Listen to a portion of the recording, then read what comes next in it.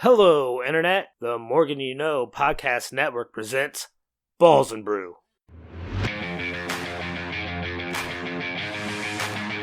Welcome to another edition of the flagship sports podcast here on the Morgan You Know podcasting network. We are going to go NFL week 13. We're going to do a quick check in on the NBA and no wrestling at the end of this podcast. I know that disappoints our super producer, Jimmy Jamriska, who joins us now. Jimmy, hello. Are you disappointed we're not talking wrestling at the end of the show like we did last week?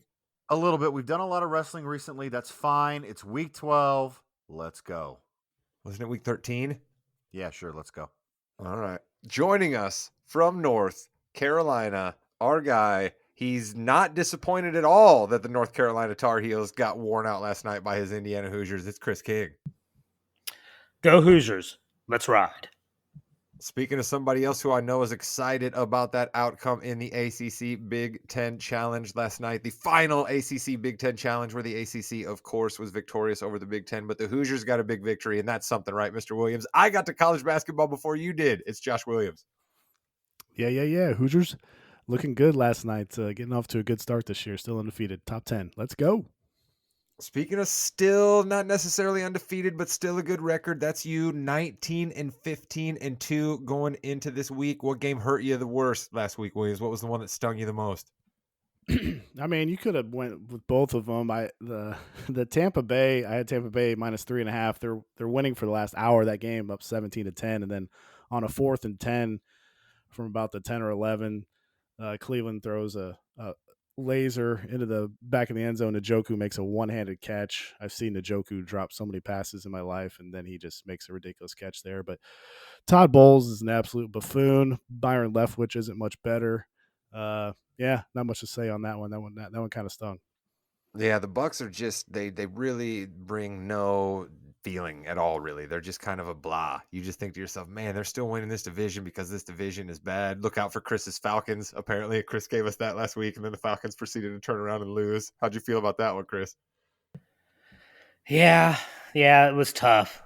But they're still not out of it yet either. That That's is a true. horrible, horrible division. I mean, technically, the Carolina Panthers are only 2.5 games back. Jimmy, you know that I always am given ahead of time just the basic outline of what all of you gentlemen are going to bring to the table, and I'm told that Chris has some sort of LeBron James take, but it needs to come here in the NFL. I would have thought that this has to come later when we talk NBA. Yeah, this it was a crossover episode here where LeBron James, after his press conference the other day, said, "Now wait a minute, I got a question for all you media people. All you media people, talk to me about Kyrie Irving, who, by the way, is a good friend of mine, was a huge part of one of the championships I won, and it just happened. What he said, you all talk to me about that all the time, but you didn't mention Jerry Jones being in the picture."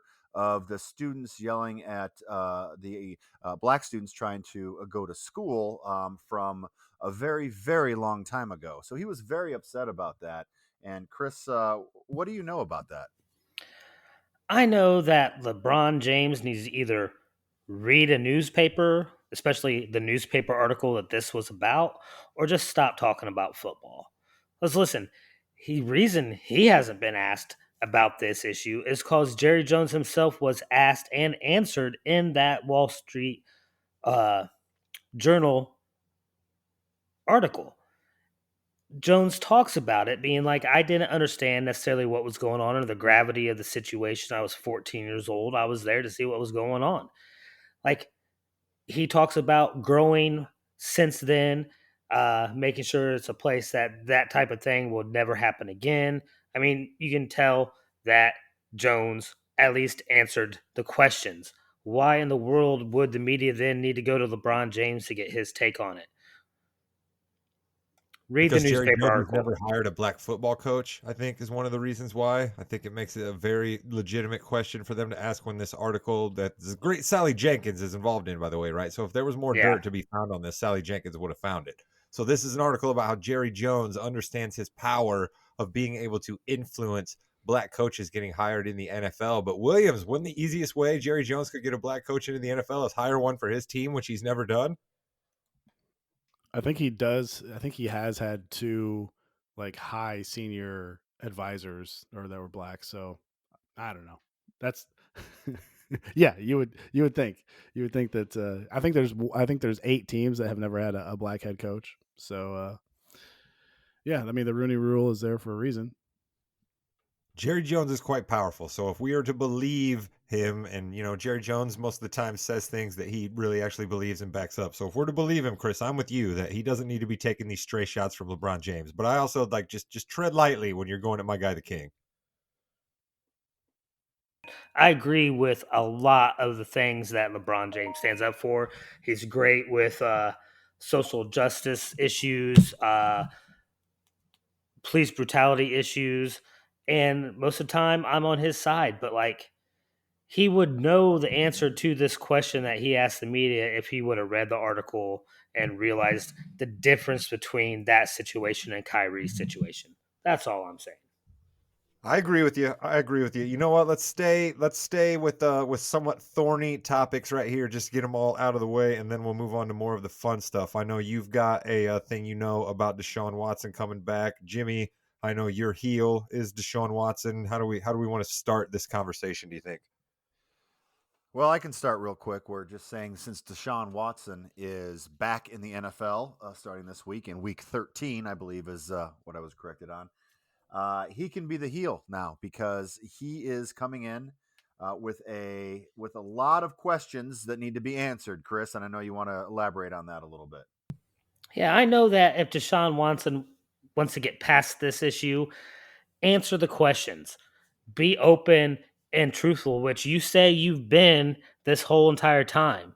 Don't now start hiding behind your legal team and saying you're only going to stick with football issues. Like, no one wants to talk that much about your football game. You'll show what you do or do not have on the field.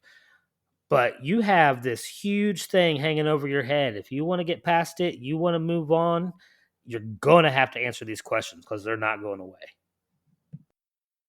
They most definitely are not. We will hear lots more about Deshaun Watson as we move forward, I imagine, after his performance. Williams, let me go to you. Strictly football here. Strictly football here. What do you think the Browns are going to look like with Deshaun back after this much of a layoff?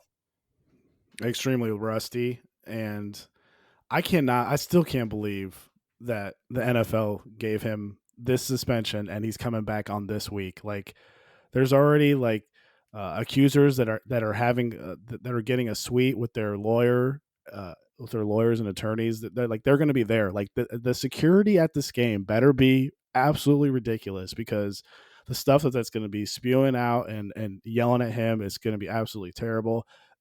The NFL absolutely dropped the ball on this one. Just terrible, terrible by the NFL here. But I think he's going to be extremely rusty. He looked terrible in the preseason, and listen to some fantasy podcasts. Everyone's like, "Oh, he's going to tear it up." I don't think so, man. I think Houston's going to be massively motivated for this game, and I wouldn't be surprised to see some unnecessary roughness and some guys thrown out of this game actually because what does Houston have to play for? So They got to play for Lovey, and you're playing hurt there a little bit. It sounds like, Mr. Williams. I appreciate you yeah, a joining little us under a the little under the weather, weather. this week. All right. Well, I'll try to throw it to you a little bit less there. We'll save you for the picks. That's Deshaun is out of the way. Let's move on to proper good things. Jimmy, let's do your face of the week, which will then lead us into one of Mr. Williams' picks. It's got to be Mike White. What better way to come back into the starting role as an NFL quarterback than going against the Bears defense? Bears defense wasn't that good anyway, and then lost a lot of people. You got to chalk up another injury or two to the Jets stadium turf. But Mike White is our 315 yards, 3 touchdowns face of the week. He gave that Jets team life, which it has not had in so long. Good for him. Now, he did this last year and then kind of sputtered out at the end. But really, I think he's a really good pick for the face of the week this week. I like that pick as well. Chris, let me ask you this question before we go to Williams, who's going to handicap the Jets Vikings for us. Is your favorite Mike White the Mike White Jets quarterback, or the Mike White who wrote the movie School of Rock, was in the movie as Professor Ned Schneebly, and is now the creator of the show White Lotus, and is also a 2-time Survivor player? Which Mike White is actually your favorite? I'm actually going to have to go with the two-time Survivor player, the School of Rock author, that Mike White. Yeah, You I agree can't with go you. you can't go wrong with School of Rock. That is an excellent, excellent movie. Way underrated, way underrated. John Cusack is absolutely fabulous in that movie. Jimmy, what's your stance on White Lotus? Have you checked out White Lotus? I did have the chance to get the HBO 3 months for like $2.99 each over Black Friday. So White Lotus is on my radar. I will be watching that. I have not seen it yet. I enjoyed the first season. I've yet to check out the second season. I'll be binging that one here soon. But that's a little TV talk before we get to William C. I'm trying to stall out for you, buddy, so you can get back and rip raring and go here because we need your handicap into the Jets Vikings. Yeah, so I guess the lines along with cousin Sal and Bill every week, and cousin Sal had this game as Vikings -7. This was one of the few that I got exactly right. I had Vikings -3, and he thought that he couldn't understand the line. I think it's still too many points for the Jets. I'm taking the Jets here +3. I think the Jets are going to get pressure here without blitzing. And Cousins, after a straight up win since 2019, he's only 16-29-2 against the spread. The Vikings struggle to defend short passes. They're 31st in the league in that category. And that's exactly what Mike White does. He makes quick decisions, unlike Zach Wilson, and he targets those short throws. He had a 65% completion percentage last week. This is a much more important game, too, for the Jets than it is the Vikings. Vikings pretty much already have that division wrapped up while the Jets are fighting for a playoff spot. The Vikings' worst kicking game in the league, that could come into play here with a line of only 3. And when you compare these teams DVOA, the Vikings are 20th in offensive DVOA, 23rd in defensive DVOA, 20th in overall special teams. And the Jets are 9th overall in DVOA, 18th in offensive DVOA, 4th in defensive DVOA, and they're better on special teams. So they're better than the Vikings in all phases of the game. I know they're playing on the road, but 51% of the tickets are on Minnesota, but 61% of the money is on the Jets. And I'll take the Jets here +3 against the Vikings. I'm with you. I think the Jets are a big time live dog this week. Chris, you were pretty high on the Jets back. Do you think they got a good chance of taking out Kirk Cousins here? What time is this game? It's 1 o'clock game, isn't it? So it's not prime time. So Kirk Cousins has a good game. Vikings win. Wow, look at you. You're all about East Coast traveling teams from the West. You're all about time slots. You're just so different all the time. Jimmy, what do you think? Jets Jets, or do you think the Vikings continue to mesmerize people and win games that we don't think they should? I think Mike White comes down a notch or two, and I think the Vikings win this one. Here we go. Williams, I'm with you. We're split even on the pod here, 2-2. I love the Jets as a live dog. I'm so with you on that pick, Mr. Williams. And I also appreciate that you're picking a game again, right? We don't have a first half under. We don't have a team over. I love it. That's absolutely fabulous. All right, we got Jimmy's face and heel out of the way. Chris, you got one more thing we need to talk about. We'll hit that one after we get Williams's other picks. Let's go. Jags Lions here. Let's talk about my Jags and one of the most fabulous teams to watch, the Detroit Lions. They have not won a lot of games, but man, have they been involved in some good games. If I would have just picked Detroit Lion games for all my Tom Cruise games, we'd have far better rankings. Yeah, a quick circle back here. The only game I won last week was the Bears team total under. So we've had some success on the team total under. You're the handicapper. I just like to give you crap. Yeah, man. There was some sharp money like midweek on Jacksonville, but then there's kind of been some buyback on Detroit here. I'm going to take Detroit +1. You can find that on Caesars. The Detroit is -1 on some of the other books, so make sure you get the best line there. But Detroit loves the blitz, and Lawrence is 26th in PFF grade versus the blitz and 30th in yards per attempt. Lawrence does well versus zone coverages, but the Lions will play mostly man in this matchup. And Detroit averages over 30 points per game when they're at home. When they're on the road, that goes all the way down to 18 points per game. So their home road splits are massive. You get DJ Chark back, revenge game for him. The rest of the injury report looks good for Detroit. And then I got a ref stat here, Lions Jags ref stat. The Jags commit the third most defensive holding penalties per game. 63% of those penalties are committed in road games. Jerome Boger leads all refs in calling defensive holding penalties this year, and home teams currently have a 60% win rate with Boger in 2022. Home teams have actually been better than 500 for 13 straight seasons when Boger is the ref. So when Jerome Boger is the ref, you want to back that home team. So I'm taking Detroit here +1 against the Jags. I love me some ref stats, but you give me a Jerome Bogart stat, and I am just over the moon. That is my guy. That is my guy. We got the Lions +1 picking against my Jags here. That is absolutely fine. You know what? Let's give Mr. Williams a break here before he gives us his final game, because his final game is a doozy. Chris, you had something about the Denver Broncos, which are just quite a smelly mess out there in the mountains. What do you know about the Broncos? So Hackett had a press conference yesterday, I believe it was, and he was asked a question about the report of Wilson losing the locker room, especially after that spat with the defensive lineman last week. Um, and I'm just here to say that Hackett is 100% right when he talked about Russ. All right. He says it's all gossip. There's nothing to believe. Russ is he's unbelievable. And Hackett is correct. Russ is unbelievable. And how god awful he has played this year. It is truly unbelievable. Hackett, horrible coach, right about this. If you got fewer touchdown passes than Carson Wentz, you're doing something wrong, okay? And getting paid the amount of money Russell Wilson's getting paid to throw fewer touchdown passes than Carson Wentz. I mean, I want my Colts to lose, but I'm also way happy that I am not a Broncos fan right now. So I'm glad that we got a chance to get that in. Jimmy, you have any Russell Wilson thoughts? I think 2026 is he's making like $42 million. This is not going well. It will not go well. Russ really needs to look in the mirror and he needs to figure something out, because while he doesn't have the mobility he's had in the past, he's just older. That's fine. You've got to adapt. You've got to change. Maybe give your boy Tom Brady a call. Say, hey, give me a little TB12. Maybe no financial or marriage advice, please, but the TB12 might help me out a little bit here. He needs to adapt, because I don't know if you know this, Rod.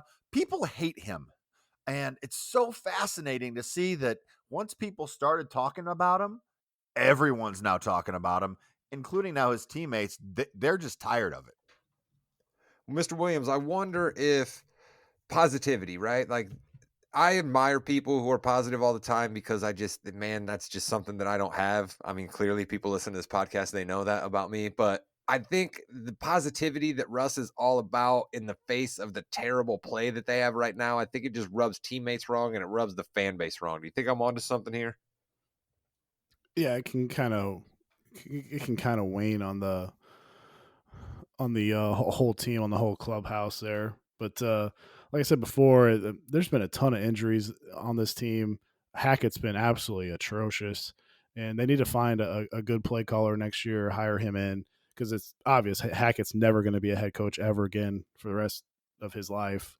So they need to get some guys healthy. They've had Judy, Hamler, and Alberto out this year, and uh, hopefully Russ can bounce back next year. But yeah, he's definitely not playing well this year. But passing is down everywhere this year. I mean, if you really look at it, other than Mahomes and Burrow and Josh Allen, I mean, Tua's having a good year too. But like passing yardage is way down everywhere. So yeah, we'll see. We'll see what happens next year with Denver. It's been a complete train wreck with them though this year.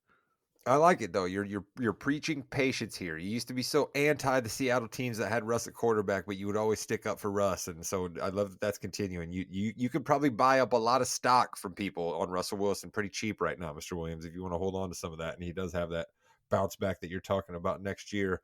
All right, I've vamped enough to let you gather yourself here. We got one last handicap from you, Mr. Williams. What do you got for us on Titans v. Eagles? All right, so you know that I have a regular season bet on the Eagles, most wins. This bet is about to blow your mind, because I'm about to do something that I've never done on this podcast. I am taking the Titans plus 4.5. Mind is blown here.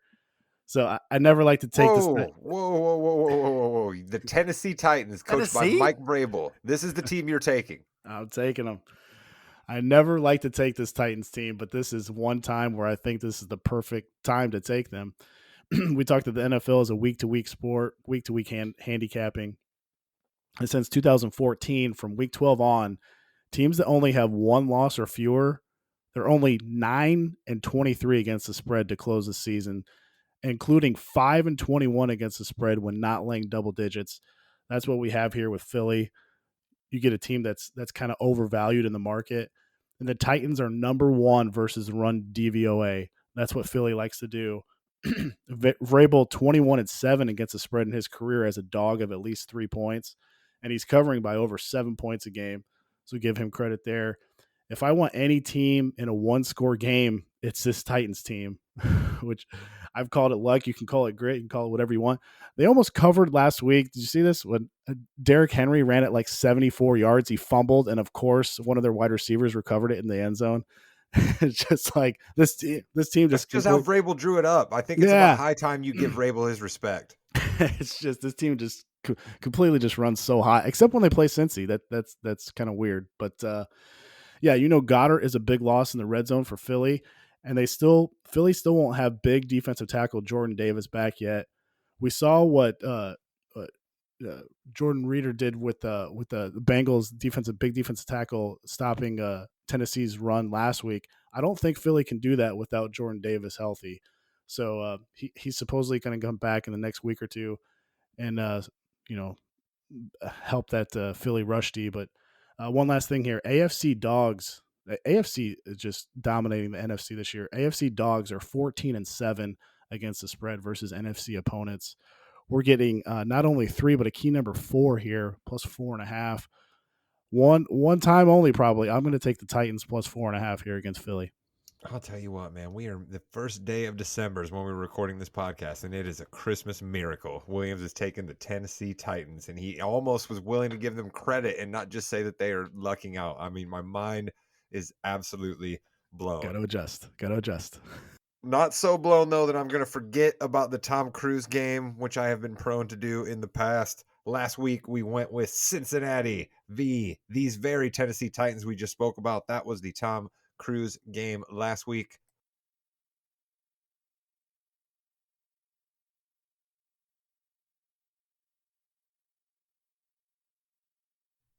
All right, I'm back. I lost something there. My screen went crazy on me. As I was saying, the game last week between Cincinnati and Tennessee was not great. Okay? Here's a Tom Cruise movie that a lot of people are going to tell you is great. A lot of people think he maybe should have won an Academy Award for this movie. But here's the thing about this movie. It ultimately is pretty hard to understand and what's really going on, and it's kind of a bummer. And then out of nowhere, frogs rain from the sky. All right? So we're going with Magnolia. That's what we're going with for Cincinnati, Tennessee. Maybe it was important. The Bengals continue to win. Maybe they're the third best team in the AFC. Tennessee showed their grit. So, okay, fine. Tell me Magnolia's important. But Jimmy, when was the last time you watched Magnolia? And have you ever thought to yourself, you know what I need to fire up right now? Magnolia. Never in my life have I thought I need to fire up Magnolia. I do want to ask a question, though. Where were the frogs involved in the Cincinnati, Tennessee game? I think I missed that on Sports Center. That's what I mean, right? The frogs falling out of the sky, Magnolia make no sense, and there were so many plays by the Tennessee Titans in that game that made absolutely no sense. You know what I mean? There's just a lot of chaos going on there. Chris, your thoughts on Magnolia being last week's Cruise game of the week? I actually think that Magnolia may be worse than that game, but that's just because I'm a Cincinnati fan and don't like Tennessee. But yeah, I don't know who out there thinks Magnolia is a good or great movie for that matter. Well, I mean, it's a Paul Thomas Anderson thing. You know those guys. God rest his soul, Jake Williams, former friend of this podcast. He would be disgusted right now with my take that Magnolia is a bad movie. He was a big-time Paul Thomas Anderson guy, right? Because those film nerds, they love anything he does, right? Yeah, no, you're right. If you're a film nerd, you probably do love it, but no.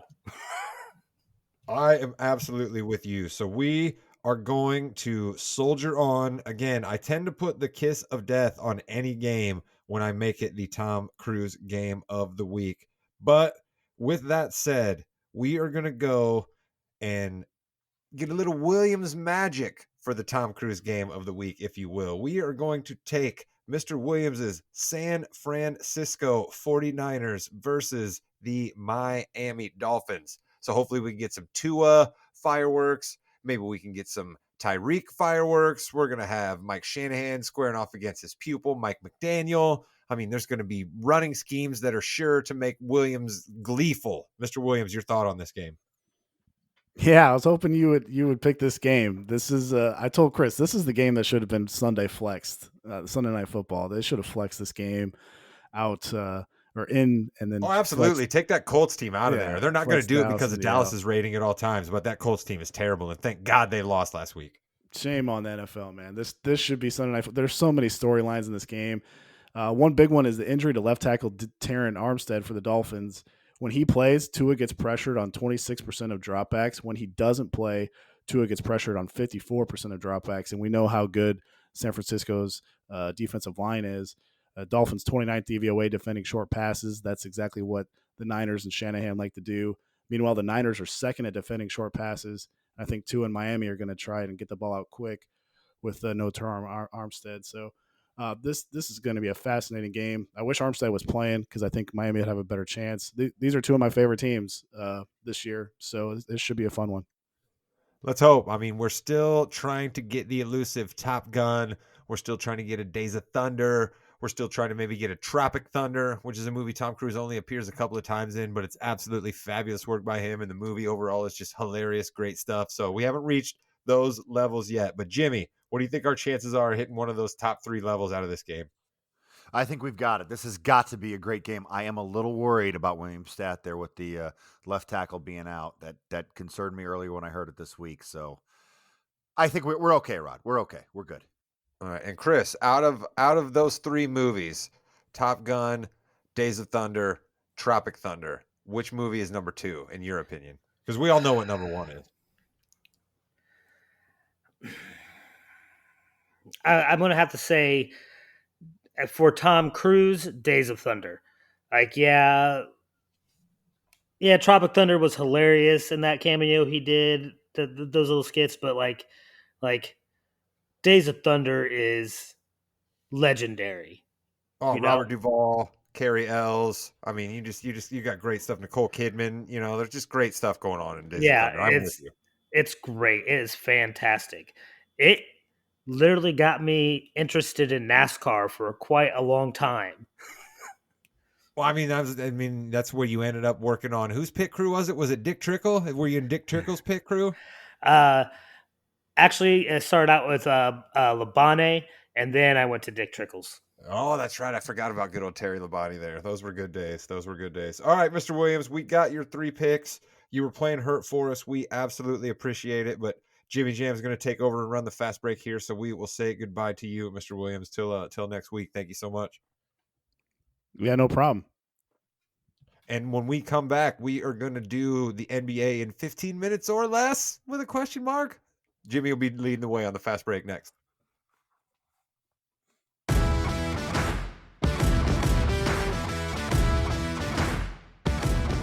All right, it's time for the fastest 15 minutes in NBA podcasting. It's the fast break. Rod and Chris are here, and we're going to jump right into it. We're going to talk about our team, the Sacramento Kings, who are 7-3 in their last 10, 11-9 overall. Gentlemen, how excited are we for our Kings? I want to get, do they think you can go to the Kings website and get your own beam for your house, like your own like mini beam that you can put up on a TV somewhere? I would love to have my own beam that I can light up every time Sacramento wins. Chris, do you have your flag out? Mine is on order, and it should arrive here in the next couple days, and I will be letting that fly majestically outside my patio. Jimmy, let me ask you this question about the Kings real quick. Why do you think the Lakers didn't want Malik Monk? Like, what do you think about what Malik Monk's doing for the Kings right now the Lakers didn't want? Well, they didn't want someone who could play basketball. And no, I just think the Lakers, they needed to watch the money. Remember, that family, it's all about the Lakers. They don't have any other outside interests. So they needed to watch it, and they made a very, very bad decision to not bring him back. Yeah, he's cooking off the bench. You know what I mean? He's like, I'm dating myself here, but Vinny Microwave Johnson, right? Like one of the most famous off the bench guys, Jamal Crawford, a little more modern day, right? He's just cooking off the bench. And the Kings are really deep. They have 11 guys that are averaging more than 10 minutes in a game, and you can really do a lot of things. You can adapt very well when you have that. But, Chris, let's talk about De'Aaron Fox right now. Someone who was kind of just put away the last couple of years. This Sabonis Fox tandem has done well. Fox is averaging 24 points a game. really becoming that leader they need. Talk to me about De'Aaron Fox and Sabonis, that tandem we got. It was one of those rare occasions, that trade last year that sent Sabonis out there, Halliburton to the Pacers, that really worked out great for both teams. Uh, Fox has a big man to run pick and roll with. He can pop out. He has range. He can drive. They're the perfect complement for each other. That's why you've seen Fox's assists stay above 6 all season. It's just been a phenomenal partnership between the two. And that trade that sent Sabonis out there is exactly what he needed. He didn't fit in, unfortunately, that great with Indiana, especially with Turner still down low. But Sacramento, it works. Shout Rod, out to if the you Pacers here, though. Shout out to the yeah, Pacers here on that. I was just gonna say, Rod, if you are the Kings, do you do that trade again? Because Halliburton, last time I checked, is ascended to another level. He has got all NBA written all over him in the future here. If you're the Kings, do you do that again?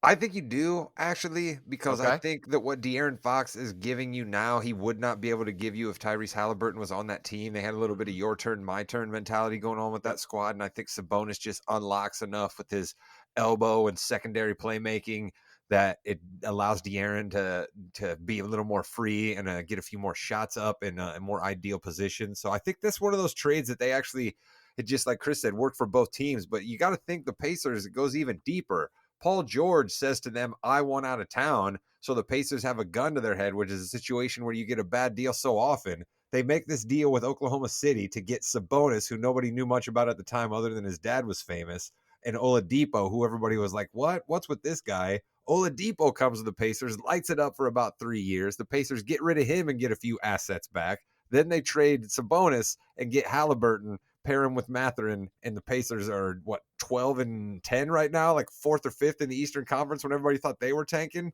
It's great to see both of these teams that were involved in that trade last year. It worked out for them.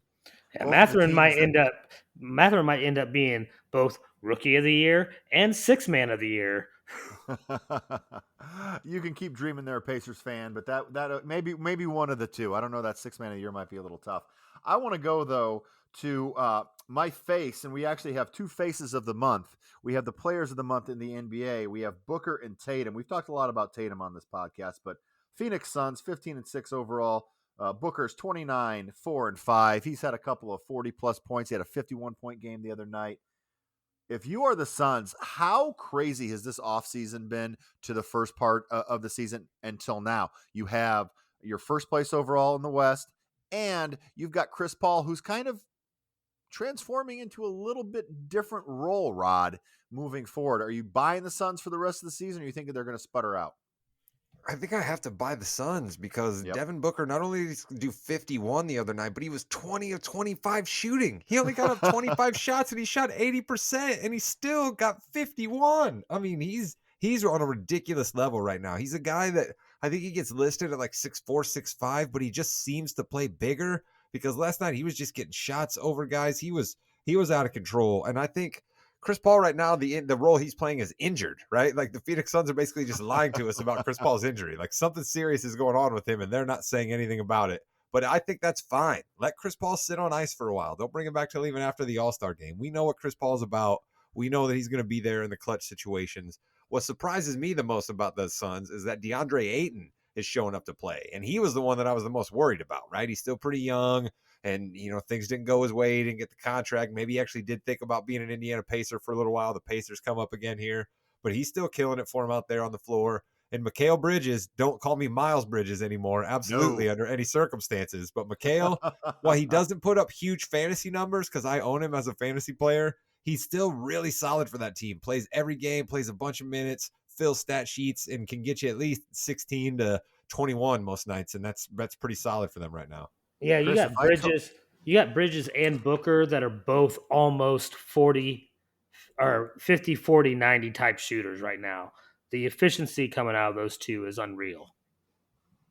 Chris, if I told you DeAndre Ayton was going to average 30 minutes a game, 17 points, but he's had a lot more higher points than that.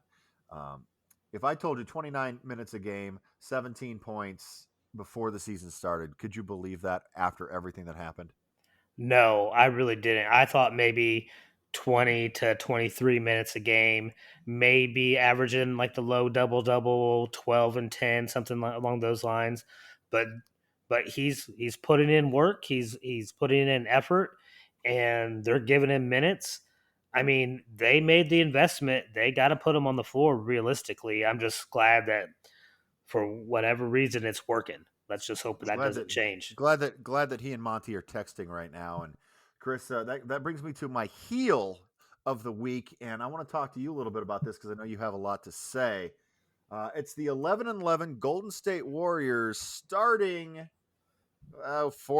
point forward. Draymond Green is back in the news for negative uh, interactions with people, shall we say? Chris, talk to me about my heel of the week here. He got fined 25 grand by the league again, this time for having an out with a fan during the game while free throws are being shot. It's just have a little bit of class. Like, you're the heel of the NBA almost all the time, no matter where you're playing at. You're going to have people hollering at you. At this point in your career, you got to be man enough and big enough to not interact with the fans. The NBA is going to come after you, and that's exactly what happened. Ignorance. Rod, how is Draymond going to blame new media for this interaction that he had with the fans? He's not going to blame new media, but he's going to make sure that the narrative coming out of him and people who are otherwise pro Draymond will be, well, what about these fans' behavior? We really got to rein in these fan behavior. They're going to do their best to make sure that we're talking an awful lot about fan behavior in association with his situation. That's my prediction. Okay, and wait a minute. The music is coming. It's time for the Rod Damnation of the week. We completely let them off the hook. And magically, he has absolutely nothing to say. How could they possibly understand courtside Karen? My Rod Damnation of the week this week has a bit of an interesting flair to it. I am definitely still angry at somebody, but the reason that I'm angry at them is quite humorous. I'm angry at PJ Tucker for deciding to make 2 3-pointers last night before we taped this evening. Because had he not done that, he would have only scored 20 points for the entire month of November. Okay. PJ Tucker is essentially getting paid to do cardio out there for the Philadelphia 76ers. All right. There are many nights where PJ Tucker is not even taking a shot. Now, does he play defense better than I ever could? Absolutely. Does he rebound better than I ever could? For sure he does. Is he a pretty solid passer? Yes. Is he one of the greatest guys in the locker room? According to other NBA players, he is. So I can't do any of those things. But I can go out and play 32 minutes a night and not attempt a shot as well. My man, PJ Tucker, doing cardio, getting paid big bucks. Keep getting those checks, PJ. But it's Rod Damnation of the week because I'm jealous. Chris, talk to me about PJ Tucker. Rod apparently hasn't seen the past 5 years of PJ Tucker because that's all he's done is cardio.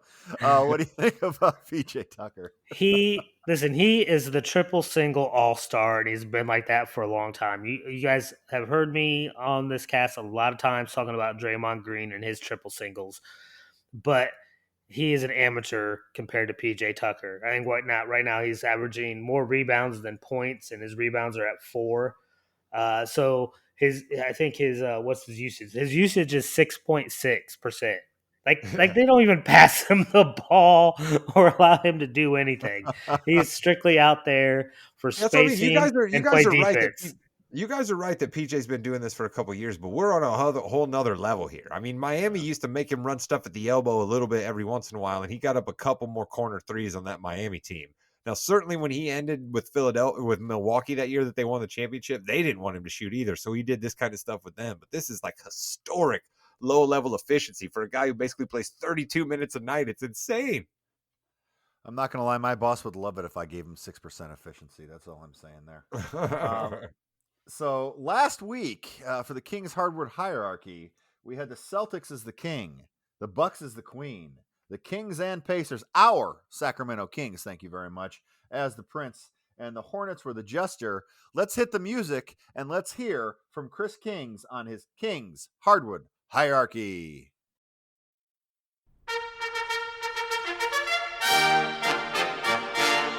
Bryant for the win.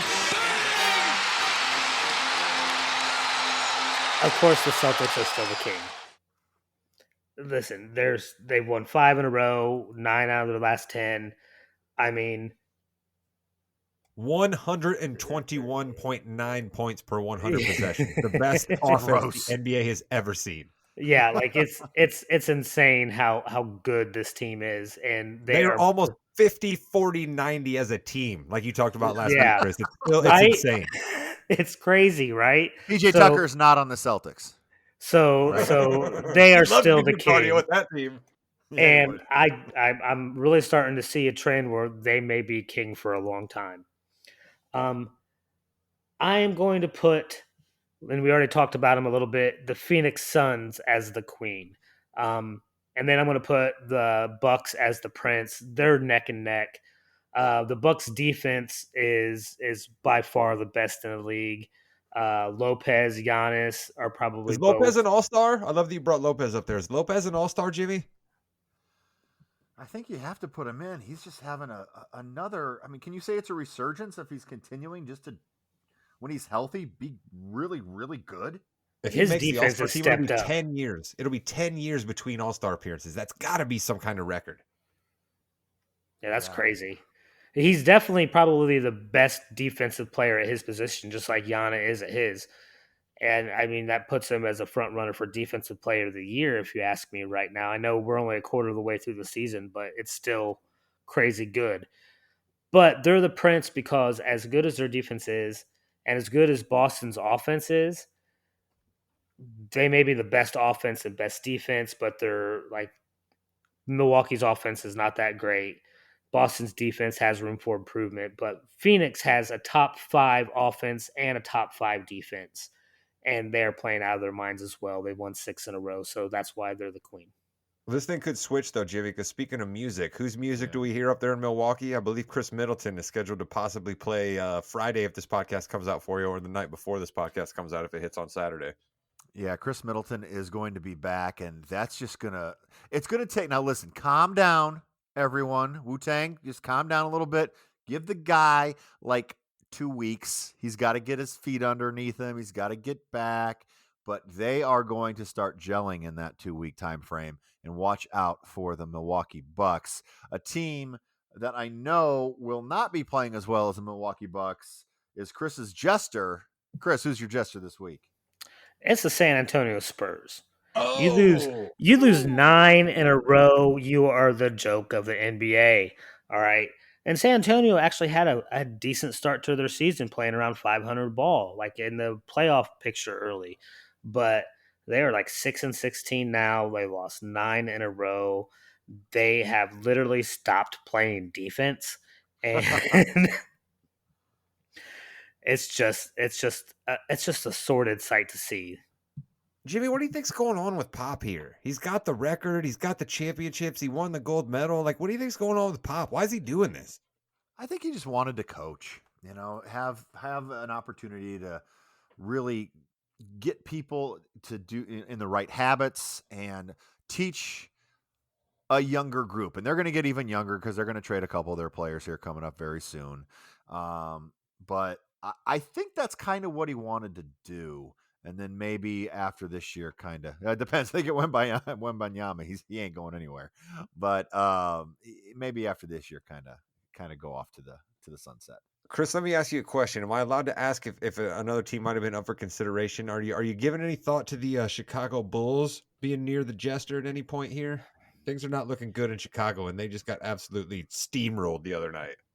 Yeah, they're on the watch list. We'll put it that way. They High they they smart. they made the Right. watch list. Yeah, the Suns were not very happy, or the Bulls were not very happy after they finished their 132-113 loss to the Phoenix Suns. So we have the King, the Celtics, the Queen, the Suns, the Prince, the Bucks, and the Jester are the Spurs. That is going to do it for King's Hardword hierarchy. Hey, it's the only time I've messed that up. Not too bad there. Rod, before we leave, anything else you'd like to add for the fast break? It's just I find it hard to make Greg Popovich a jester. Chris makes a very good case there, and I guess I can't say they're not a jester, but I would also say that if you're trying to do exactly what they're doing, are you really a jester, right? I mean, I guess jesters knew they were trying to be funny for Kings, but I don't know.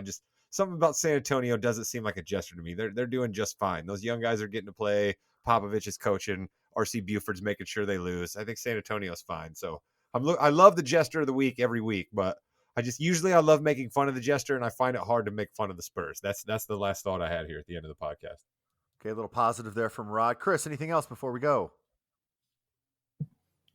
Don't lose 9 in a row. You won't be considered as a jester. And with that is the NBA Fast Break, part of the Balls and Brew podcast on the Morgan You Know Podcasting Network. Rod, thanks for coming. And Chris, take us home. Goodbye, Internet.